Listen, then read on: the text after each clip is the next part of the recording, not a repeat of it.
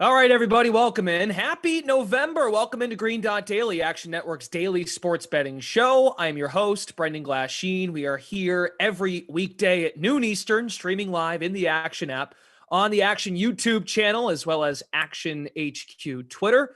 Thanks for all of you for stopping by. Green Dot Daily is presented by BetMGM. Use the bonus code ACTION when signing up to get a risk-free bet up to $1,000. Terms and conditions apply. So we have your attention. You're all snacking up on your own or someone else's Halloween candy. Let's discuss what we have coming up on the show. Game 3 of the World Series was postponed from last night to tonight. A little wrinkle being tossed into that game. Sean Zerillo will give us the latest and get us caught up to speed. MACTION returns. We've waited 11 weeks to watch college football on Tuesdays and Wednesday nights. That time has arrived. Stuckey is super excited. He's going to hop on and share all of his thoughts from his very warm heart these days. Samantha Previte has fantasy football advice with bye weeks, waiver wire pickups, all that good stuff coming up. And then we've got the guys from Buckets joining us to give some NBA best bets. But first, Chad Millman, Simon Hunter, they are the co-hosts of the Favorites podcast. They join Green Dot Daily on this Tuesday. Simon, good on you, pal. You urged the folks that pro bettors would be on the Browns last night, and they certainly delivered. What do you like in week 9? Keep the momentum riding, pal. You got to unmute your mic, though, first. I know you're really excited. Yeah, that was a classic spot, right? Divisional game, home dog. Me and Chad, that was a good one for us, right? We were just sitting on that one, and we talked all week. That was the kind of times you want to take a spot in a home dog. I got another home dog for you this week. No surprise. It's just every week we see it time and time again. The public's going to bet a road team they think is really good, and I'll just take the 3.5 every time. Like last night, we thought that line should have been below 3. It was a 3.5. Same thing here we have with Washington coming home after, what is it, 2 straight wins now? 3 straight wins for this Washington Commanders. Three straight wins, 3 straight covers. Yeah, it's crazy. Again, all the stats you see, the NFC East has never had, no division has ever had a better record after week 8 since the 1970s. Like the worst team in their division right now is 4-4 is this Washington team. They're good. They're clearly a good team. Again, they dropped the game to the Cowboys, dropped the game to the Eagles, but we've seen a change in this team since they've gotten Heineke. So looking at this matchup against the Vikings, I'm getting 3.5 on a home dog with a team that I still think the books are undervaluing them. It feels like we're paying a price that it's a Wentz factor. It's like you're still getting the points, and the public doesn't want to bet this. They want to take, what are they, 6-1 now, 7-1 Vikings? I mean, hype team of the year. Like everyone keeps trying to go against them. They keep winning and covering.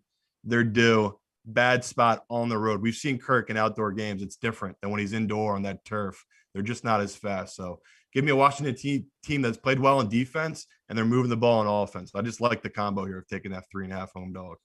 All right, Kirk back in Washington, but Simon likes Heineke and the Commanders to cover. And Ron Rivera has been like a backup QB whisperer. They are 9-2-1 Washington against the spread. The backup quarterbacks of Washington, 9-2-1 against the spread in their last 12 games since 2019. Chad, what do you like for week 9? All right, well, look, Simon jumped into the script and took Washington at plus 3.5, which would have been last week too. Would have been my first choice. What can I do? Like, clearly the guy's got nothing else going on in the morning. And so when I'm busy trying to, manage things, he's going into the script and taking the best games. The other game I'm looking at is Seattle Seahawks plus 2.5 on the road against Arizona. And look, the Seahawks are going to be the public dog this week, and I'm okay being on the side of the public in this one. We are entering into the time of year where Cliff Kingsbury, who has already been playing the role of a pumpkin prior to November, now this is when he officially becomes a pumpkin and sort of loses his ability to coach, loses his ability to game plan. I'm not being hyperbolic. If you look at the numbers, he is a terrible coach going back to Patrick Mahomes' days at Texas Tech. When you get into the latter half of the year, consistently losing, consistently not covering. And then you're looking at the numbers, right? These are two teams that when you look at yards per attempt from a pass perspective, yards per carry on the ground, defensively, they're relatively the same. But when you look at those two metrics, which are important wise guy metrics, when you look at them offensively, Seattle is just much better. They are better on the ground. They are better through the air. So now you're getting a little bit of value with Seattle as an underdog. I think the bookmakers are just doing this out of habit. You got a divisional game. You make the home team when they're kind of evenly rated a 3-point favorite. The number has already moved in favor of Seattle. I think there's another 1.5 of value in this game. So I'm taking the Seahawks at +2.5. Fair enough. And like you mentioned, you get the sense this will be a publicly bet Seattle team this week. Action app tells us they're getting 92% of the money, 82% of the bets coming in on the Seahawks. But it's been a good spot all year for the road underdog, 42-30 against the spread through 8 weeks of the season. We figured while we had you both here, because you both tend to sometimes go into bigger picture topics and state of the league, where we're at in the league. And there are two divisions in the NFC that have really wild storylines going right now. The Falcons have a legitimate chance. And speaking of Seattle, we'll get to them momentarily. Want to discuss which of the four teams here that we're going to discuss in the NFC are the most likely you want to bet to win the division. So we'll start with the NFC South with the Falcons and the Bucks. Falcons are +260, Simon, and the Bucks, this might be the best spot you get them in all year if they take care of business against the Rams at -135. What's your lean here on the NFC South? Yeah, you can jump in now if you want to take a position on the Buccaneers, but to me, I'll just keep waiting. I'll just keep waiting because I do think Atlanta doesn't have that hard of a schedule either. They have a couple of easy games coming up here that you expect them to cover and win, and they should be getting healthier, right, as the season goes along here. Cordell Patterson hasn't played in, 5 weeks now? Like, that's a big deal that he was really solid for them last year, and he has not played. They've been taking care of business, so I'll keep waiting because, again, the Bucs, they don't look like they're fixing any issue anytime soon. Like, they have major problems right now keeping Tom upright. So me and Chad, we talked, I don't even know. It might have been August. It might have even been May, just about August 18th. August 18th, Simon. Just about how long shot this Atlanta team was at 28-1 or 30-1 to win this division. And there was value there just because of all the factors with this division. So it is crazy to look now. We've just entered November and at +260. Yeah, the second favorite to win in this division. It's crazy, right? Anytime you can take a team at that kind of long odds and you're sitting here, that's the time to take a position. But I know what Chad would do. I would just keep waiting because I do think you have a good value right now on Atlanta. Well, may I add too, if that Atlanta secondary, or pardon me, that Carolina secondary didn't fall asleep, the Panthers would be probably a team we're discussing on this show. Well, that's not true. The Atlanta secondary almost blew it, but they found a way to win the game. I'm mixing it up there. DJ Moore scores the touchdown. Then you're thinking Carolina's got a chance. Even though they had blown coverage, Atlanta survives. My apologies. Mixing up what was a wild game between the Falcons and the Panthers. Yeah, Chad, what say you about this NFC South clash right now between Atlanta and Tampa? Well, look, what did blow the game was the Carolina kicker. And if not for that, then we're not having this conversation about Atlanta being 4-4 and atop the NFC South. I would agree with Simon here. I would not take Atlanta as much as we sort of talk about ourselves on the favorites as being an Atlanta Falcons podcast. And we have been on the Falcons practically every week, except for this past week when we were on the Panthers. Thankfully, we did put some futures into the Falcons earlier in the year. I would not be buying this Atlanta team now. I think that there's too many problems in their defensive backfield and on the defensive side of the ball for them to be able to handle what could be a turnaround for the Bucs. So for me, it's all a little bit of a pass. I mean, we are talking about a team. If the Panthers make one kick, if they have one kick, the Panthers are in first place in the NFC South. So for Don't me, play it's a that pass. game though. The Falcons dropped that one to the Saints in week 1. They should have won. They got jobbed against the Bucs. So Atlanta was due. Atlanta was due for one, right? They've had a couple stolen away from them earlier this year. True, but also more the reason to walk away from putting your money into the Falcons at this point. And regardless, they weren't going to cover, and that was just their second loss against the spread this season, 6-2, like the Dallas Cowboys and the New York Giants. Okay, shifting gears. We mentioned Seattle earlier in the program, one of Chad's best bets for this week against the Arizona Cardinals. But Seattle, they're getting a lot of legs now, Chad, to possibly take down the Niners in the NFC West, which is just an absolute you're just juggling teams. You can't really figure out this division. The Rams are falling off, the defending champions. And you mentioned Kingsbury. the symmetry, the chemistry between he and Kyler Murray doesn't look great. But okay, we think it's going to be Seattle and San Francisco now coming down the stretch run the final half of the year. Do you take a stab at Seattle plus 300 to win the division? I would pass on Seattle, and I would go all in on the Niners at about minus 140. This is a team that's going to get healthier in the second half of the year. They have the most creative coach to me in the conference, in Kyle Shanahan, who now has weapons at all three positions he needs to have weapons. Who is, we talk about in the NBA positionless basketball. He's got Christian McCaffrey, who this weekend caught through and ran for a touchdown pass. He's got Kittle, who he can run out of the backfield. He's got Debo Sweeney, who he can play in both positions at wide receiver and at running back. This is a team that, as it continues to get healthier on the defensive side of the ball, it's going to be a juggernaut in this division. Now's your chance to get him at the lowest number that they'll be through the rest of the year. And they've already played the Rams twice, so you don't have to worry about the Rams potentially sneaking up there. I think that's why the Rams are lost in this conversation, because they've already lost twice to the San Fran team. Simon, what do you think about this NFC West? Do you give Seattle a sniff? Yeah, again, another team that we talked about earlier in the season. They were 20-1 odds, 14-1 odds just 2 weeks ago. The value is gone. Like Chad just said, the 49ers now are going to get right. They're going to get healthy. You expect them to run away this division. If you want to play Seahawks, I don't mind it. Chad obviously likes them this upcoming week, so you would obviously lose value if they win again this upcoming week in another divisional game.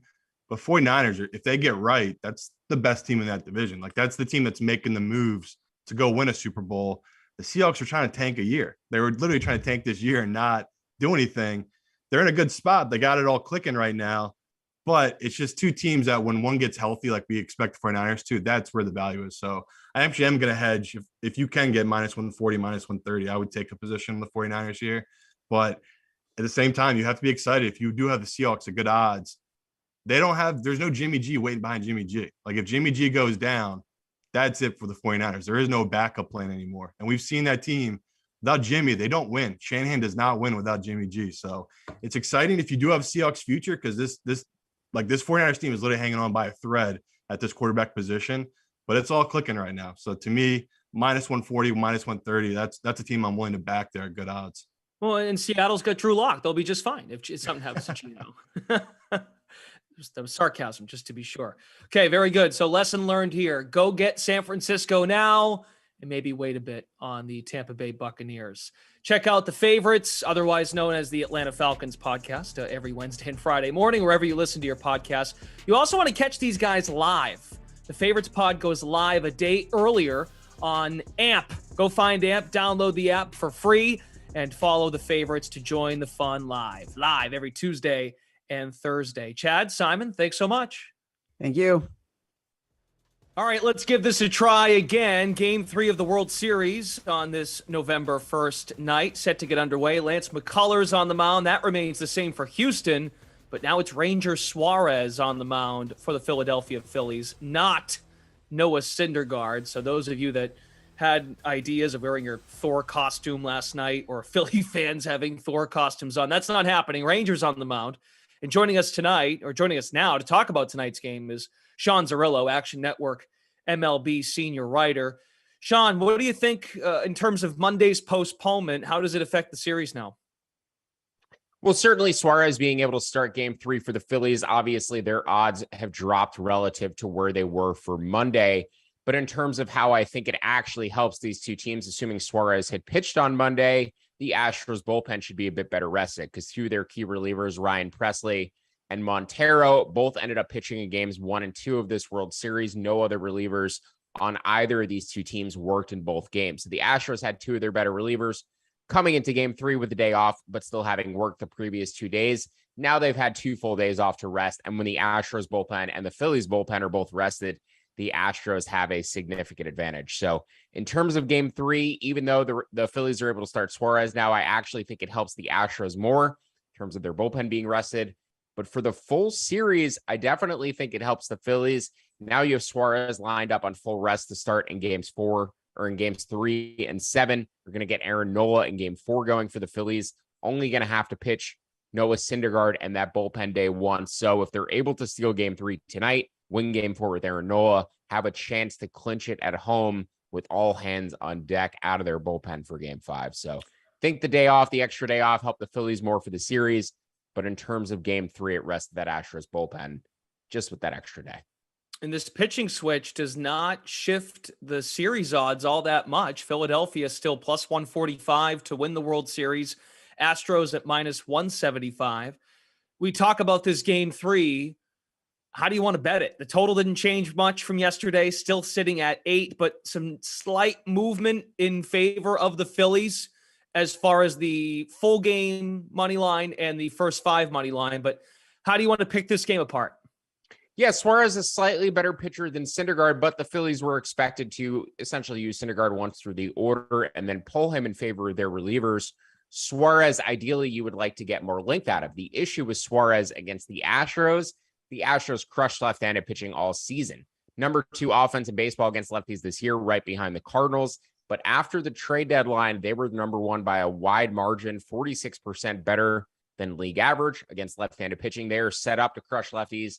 7 right-handed bats in their lineup on top of 2 lefties, Tucker and Alvarez, who are above average hitters against left-handed pitching, still better against righties, but above average against lefties. So Astros maintain their advantages, have a better split matchup against Suarez. They also smash fastballs and changeups, which is primarily what Suarez throws. The way to get the Astros out, curveballs, sliders, cutters don't want to be trying to get away with fastballs and changeups against them. And that's what Suarez is going to throw about 80% of the time. So curious to see if he modifies his pitch mix at all, mixes in more sliders, curveballs, cutters for game 3.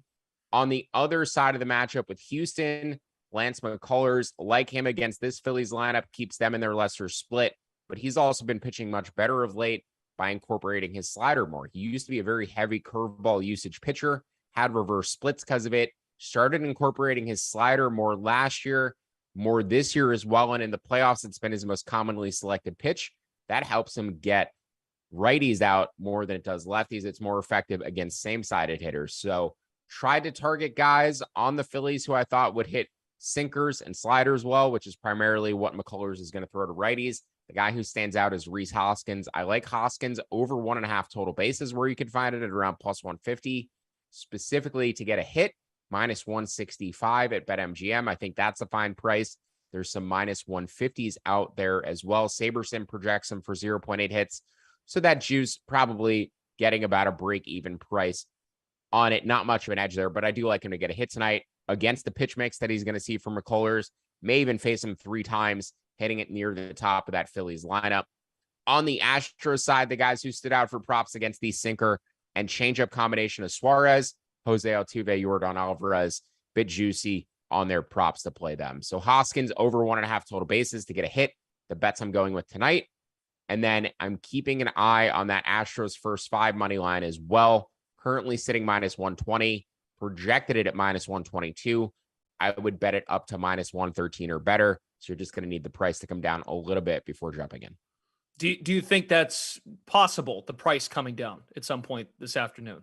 I'm skeptical. Yesterday, the Astros opened around minus 115 at $1 for the first 5 innings, came all the way up to minus 130, got back down to minus 118. And then before game time, before it was postponed, it ticked back up to minus 125. So the market seems to be on McCullers betting against this Phillies team, betting against Syndergaard yesterday. And I would imagine betting against Suarez in his splits today. It is not a favorable matchup for the Phillies. And for that reason, if Suarez gives up a couple runs early, gets pulled, if you can find a live under 9.5 when this Phillies bullpen comes into the game, that's something I'd be interested in betting. Yeah, it makes you wonder. It really depends on how long of a leash Rob Thompson gives Ranger Suarez in this game today. His last 2 outings, he has not lasted all that long. So you need something like the game he pitched against the Padres the first time around in the NLCS. Sean Zerillo, thanks for joining us. You can catch his work, of course, over at Action Network. You can find his picks in the Action Network app, and he also is one of the co-hosts of Payoff Pitch, Action Network's baseball betting podcast. Thanks so much, Sean. Thank you for having me. Shifting gears back to the gridiron. Yes, we've reached day 6 of 27 straight days of football, but this day 6 is special because it marks the return of MACTION. 2 games today. We've got 2 more tomorrow. Stuckey joins us now. You know, man, I read through your 7,500 word MACTION manifesto. I was nearly in tears. I am so happy that you are happy. It's an exciting time to have MACTION back. What do folks need to know, Stuck, if they want to get involved betting MACTION football? What do you have to know? Well, you got to unmute yourself first, then you can talk. All good. See, it's happened to Simon. It's happened twice today. Everyone's just so excited they don't know how to work their computers now anymore. So. And I'm gonna call your bluff that you actually read the Mac manifesto. I did at least clicking the link and scrolling through, but I don't know, over under 10 people that read every word. But yeah, with the Mac, the best I can give is an example of what to expect. I assume most people watched the NFL game last night with the World Series canceled. Fourth quarter, 2 Ohio teams playing each other. One punts at 10 yards in the state of Ohio. That's a good preview of what you can expect in the Mac. Really poor special teams, chaos, unpredictability, a lot of points. And from a betting perspective, also no one in the crowd. A lot of times you're going to have bad weather. You know, it's November, December in, the state of Ohio for the most part. Going to get some wind, some rain. It's going to be cold. It's amazing football. And from a betting perspective, I think it's one of the weakest markets and least efficient markets out there. And one of the reasons is that there's no depth. One of the characteristics of the MAC that I would say is there's just a lack of depth compared to other conferences. When you look at scholarships and just the depth of these rosters, it's one of the reasons why their special teams generally struggle. So, if there's news out there, if there's cluster injury, if a quarterback is out, sometimes there could be a pretty big drop off, but you'll see some of these lines move quite a bit early in the week, the day or two leading up to weekday MACTION. But it's just chaos points. It's a lot of fun on social and some sloppy football that's just fun to bet on. I'm offended you didn't think I read the article. I did. I really enjoyed it because I like MACTION football too. I mean, who doesn't like getting involved with that? Anyway, we have 4 games this week, 2 tonight, 2 tomorrow, and not a single spread greater than a touchdown. So it shows that this first week could be competitive. There is excitement in the air. What is your Tuesday MAC pick? Yeah, there's no Akron playing, so you don't see some of the bigger spreads, and Bowling Green is much more competitive now. Although Akron has been more competitive this year. They're still one of the worst teams in the country, but they're closing the gap between them and the second worst team in the conference. I think Moorhead will get that turned around. But for this week, I'm going to go with Ohio as a home dog here, especially if you can get +3. I actually make them a small favorite against Buffalo. Buffalo's won 5 straight after starting the season 0-3, including a loss to FCS Holy Cross, pretty good FCS team, but they really struggled out of the gates, and they've won 5 in a row. I think this is the peak of their market value. They played a couple backup quarterbacks and gotten fortunate in those games. They beat Toledo, which is really what the rest of their laurels on. They were down 17 in the fourth quarter at home. Crazy comeback. They got 6 turnovers in that game, and that's been a theme all year with this Buffalo team. Very fortunate in a number of categories, including turnovers. But if you look at some of the underlying metrics, I'd be concerned, especially on the offensive line. Cole Snyder, who is their new quarterback, Rutgers transfer, he's been good, but if you dig, and he's got great receivers, and that's probably the strength of this Buffalo team. But if you dig into the advanced metrics, he's been getting away with some turnover-worthy throws. So, they've been getting lucky in the takeaway department. They haven't been giving away the ball as much as they should. And on the other side, for Ohio, defense isn't great, but Curtis Rourke is playing as well as any quarterback in the country for Ohio in his 3rd year.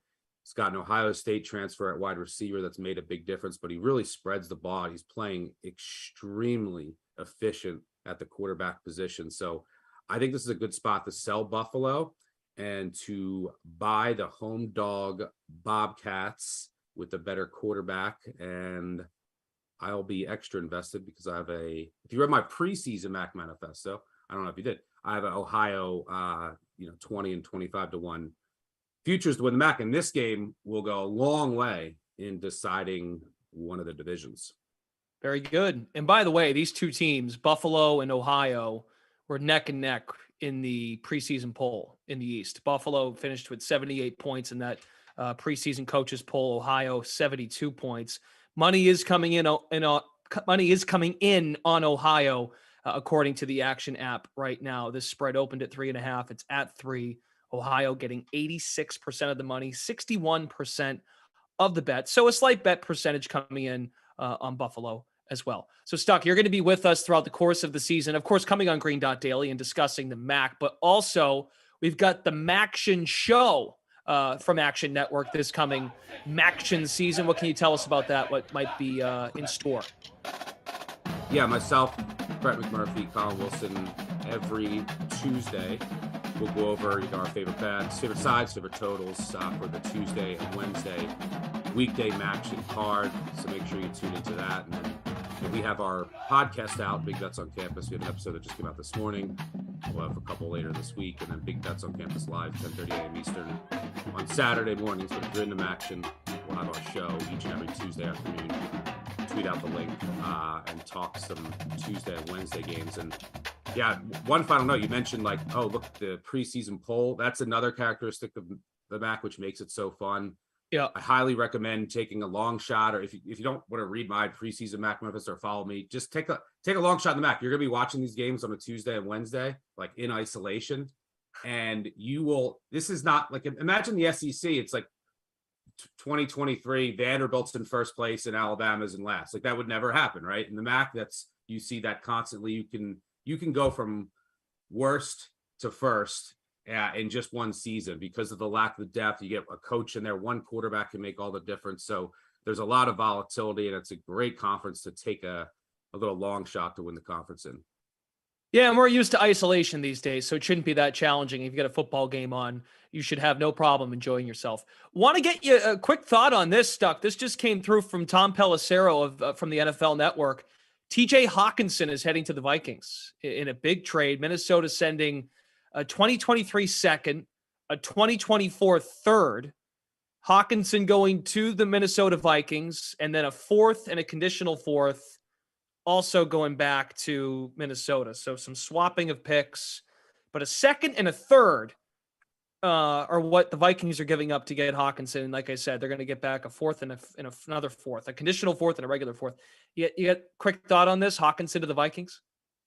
Yeah, it doesn't really move the needle for me. I mean, I believe Irv Smith was injured, so they were in the market for a tight end. I think what's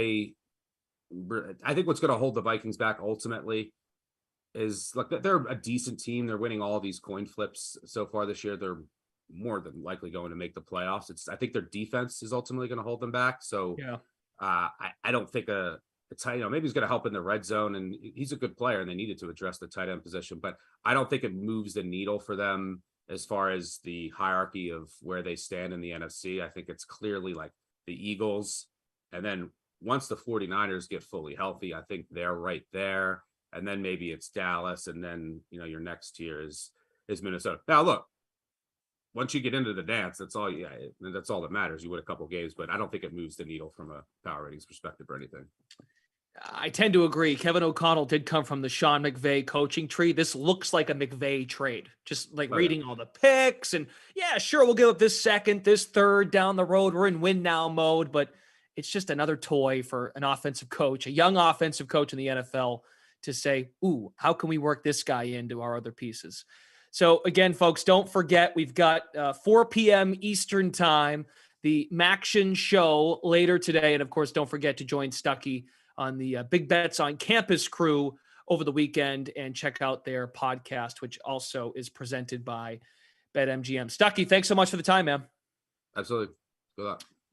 Okay, in the NBA, just a 4-game slate tonight, and we got a bit of news during our segment there with Stuckey. Ben Simmons has been ruled out tonight for the Brooklyn Nets. He's out with a knee injury, and the Nets short favorites at home against the Bulls. Second night of a back-to-back for Brooklyn. You've got the Miami Heat at home against the Warriors. They just played each other recently. Miami was on a West Coast trip. They're back home. Let's hear from the Buckets podcast and find out what they are eyeing on this Tuesday 4-game slate. I'm fading the Thunder. This is their first time being a favorite all season. I feel like they may play down to their competition as well. They faced some teams. They've basically gotten every team at the right moment with their covers and their wins, in my opinion. Obviously, the Clippers, they don't look good right now. They were down 15, 16 points with 4 minutes to go in the Mavs game. So somewhat of a lucky game coming off an overtime win as well. Maybe a little letdown spot here. But the main reason here, it's a matchup for me. I like the Magic here to tower over these guys. Obviously, and they may get Jalen Suggs back tomorrow as well. They need the guard depth, but if you look at, they basically running out 4 guys that are 6'10" or over here. I think they grab every offensive and defensive rebound that they can that's in their grasp. And I also think that it's going to be tough to score in the paint for the Thunder. That's where they really get most of their points. They're 5th in the league at points in the paint, but you got the Magic that are top 10. They're sitting at 10th in the league at defending points in the paint there. So what Thunder like to do, the Magic is a really good matchup for him. I think they're going to be, like I say, down in the paint with their arms up. I think it's really going to be tough for SGA and the guys to score down low. This team doesn't really have a center, so Thunder has the advantage with the guards, but major advantage down low, rebounding and defensively for the Magic here. So give me the hungry dog here plus the points. I think they win this one outright. This is a great bounce back spot for Miami. They have the athletes to stay with Golden State. If this was a finals matchup, for example, again, we're just fast forwarding 80 games here, but they have the players to really match up against the Golden State Warriors. So I think we're going to see a little bit of that. Again, every time Golden State goes into someone's building, it's their Super Bowl. It's their biggest game of the year. I think Miami's really going to put the kitchen sink here forward. They're only 1-6 against the spread for the year, 2-5 overall. Again, another bounce back spot similar to that Orlando read. They've lost 4 of the last 5. They've only shot 42% and 44% in the last 2 games. So you see a little regression here against a terrible defense in the Warriors. So a potential get right spot.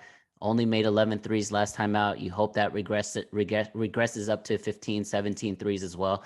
Just love the spot here, guys. And it's not like the Warriors are playing poorly offensively. They're dropping 115. They're dropping 120. They're just giving up way too many points. And I don't think defense travels on the road for them. So I think they're going to continue to give up a ton of open shots and a ton of points. So I like the Heat at home as a low short dog. I like the money line here on Chicago. I'm just going to keep fading the Nets. And it's not just because of my general distaste for everything about this franchise right now. It's more about it's personal. It's more about just like, look, the Nets are going to have to show me that the Pacers game, I think, is a good example, right? Like there's all this controversy. There's all this mess. This should be a game that you go out and you make a point, right? You got Kevin Durant and KD drops 35 again. It's once again, like the Pacers were within range again at home, right? Back-to-back spot. Bulls probably coming in, a little bit of motivation. I like the spot for Chicago. I like this plus 2.5. And of course, you can catch the Buckets podcast, Action Network's NBA betting podcast, Monday through Friday, always breaking down the slates. And of course, we've got Futures Friday later in the week with Matt Moore and Brandon Anderson. Great work as always. Let's shift gears here on Green Dot Daily. We welcome in Samantha Previte, who covers fantasy football for Action Network. Samantha, again, I mean, this is the time of year. You've got to be really careful with how you manage that bench. You got guys on the bye week, injuries, the trade deadline is here, but you got to really be working that waiver wire. What is on your mind as it pertains to looking in the market when you're trying to make that final push for a playoff berth or a bye week for your own team in the playoffs? What's on your mind as you look at the waiver wire? Yeah, absolutely. We, to your point, we have bye NATO 1 with 6 teams on bye this week. So benches may be looking a little lean right now. So one player that I actually really like whose stock is going up is Jerry Jeudy. There were a lot of expectations about this Broncos team heading into the season. I think that's a safe statement to say. One of them was that Courtland Sutton was expected to lead the receiving core. But of late, however, it has been all Jeudy. And we are finally seeing that player that obviously was just so flashy out of Alabama, the one that we've just been hoping we'd see again again. He is the wide receiver 16 since week 4, while Sutton is the wide receiver 50 in half PPR. Judy is averaging 8.25 targets per game in that span, and he's coming off of 2 very solid performances where he was the wide receiver 19 and wide receiver 13.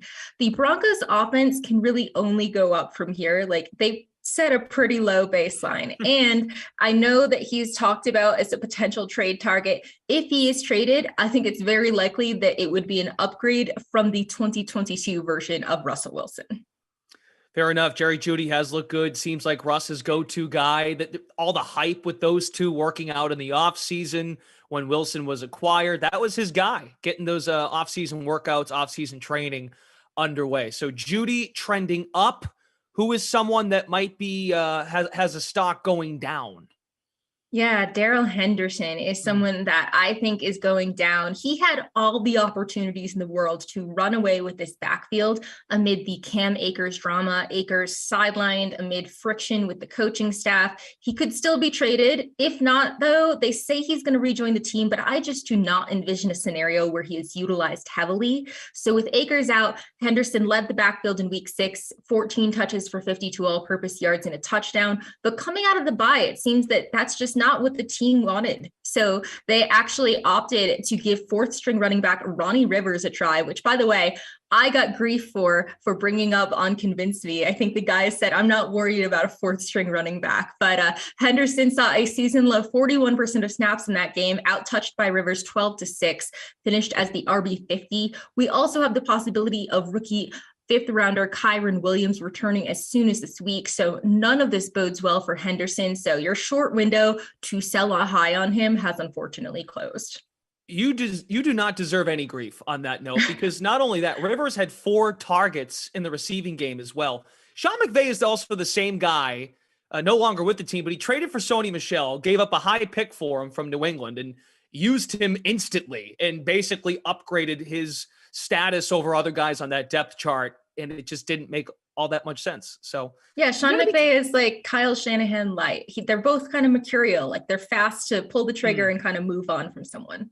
Right, but that's how they get off on that stuff. Like, I'm going to go get this guy, and I'm going to elevate him and throw everybody off. Like, they look at it like they're like they mad think they're science. playing 3D chess, right? 1,000%. So I mentioned a moment ago to you the waiver wire. So those two guys are probably guys that are on rosters. Jeudy, Henderson. You're making tough decisions about those guys. But now we want to talk about players that could be available out there on the waiver wire. You have a couple of options for us that you think folks should maybe get interested in or make a bid on. Sure. Yeah. So first, I want you to pick up Justin Fields, who is available in about 60% of leagues. We talked about the bye NATO, so there's going to be a number of people who need a replacement for, say, Dak Prescott or something. I was worried about starting Fields against Dallas, ranked number 2 in defensive DVOA entering the week, but it was Fields' best performance to date for fantasy, 2 passing touchdowns and a rushing touchdown, finished as the QB5. He is just trending upwards after a rough start and is the QB6 on a per game basis since week 5. He is a dual threat, averaging 53 rushing yards per game, which gives him a super nice floor for fantasy. He should offer fringe QB1 streaming value, like I said, for Dak managers this week, but then even over the next few weeks, he's got the Dolphins, Lions, and Falcons, all rank bottom 8 in defensive DVOA. So those will be nice matchups to stream him in. Second, I want you to pick up either Josh Palmer or DeAndre Carter, whoever is available in your leagues. Palmer is out there in about 75% of leagues, and Carter is out there in 95% of leagues. They're both going to be well rested coming off of the bye and could see an uptick in targets because Keenan Allen has been banged up all year. Returned from this 5-game absence with a hamstring injury, was totally a decoy, didn't even play in the second half of the last game. Mike Williams was also banged up in that game, suffered a high ankle sprain that's going to sideline him for probably 4 weeks. Palmer missed week 7 due to a concussion, but he's likely to return, so he would be my preferred add. Carter did see a season high 94% of snaps though in week 7, so I think he's going to be mixed in as well. It's going to be Allen followed by Palmer, Carter, and Gerald Everett will probably see some additional targets as well. I love their schedule coming up against the Falcons next week, and actually in the next 7 weeks, they face 5 teams with a bottom 10 pass defenses, according to pass DVOA. So they may be a little bit more than just a 1 week fill-in type guy. And last but not least, I want you to pick up Isaiah Likely. He's only 5% rostered, which means it is likely you can get him off waivers. He is coming off of a breakout game on Thursday night against the Bucks. Star tight end Mark Andrews was injured, dealing with a shoulder injury. Likely caught 6 of 7 targets for 77 yards and a touchdown. Led all the Ravens in the receiving categories. Was the tight end 2.5 PPR.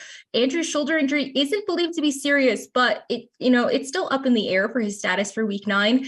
And Rashad Bateman is now expected to miss multiple weeks with this foot injury that has flared up again. So I think Likely will be a popular waiver ad just at 5% rostered, and he would immediately vault into the tight end 1 conversation if Andrews sits with the Ravens' a decimated receiving core.